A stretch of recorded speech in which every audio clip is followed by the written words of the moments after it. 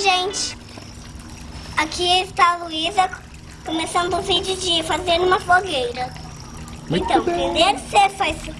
primeiro você faz como uma cruz. Assim. Daí você põe os gravetos onde que não tá coberto. Até não tem problema se você não tem muito graveto.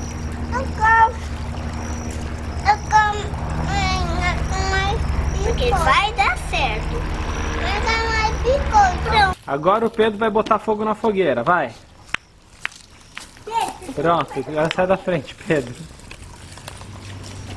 Agora a Luísa, pôr as folhas no fogo. Mais folhas. Mais folha? É. Vai, Pedro, continua batendo. Fica aqui, ó, Pedro. Calma. O papai cachorro.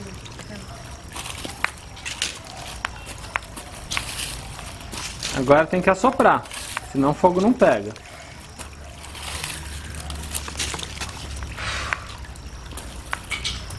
Essa Pronto, pegou fogo, parabéns.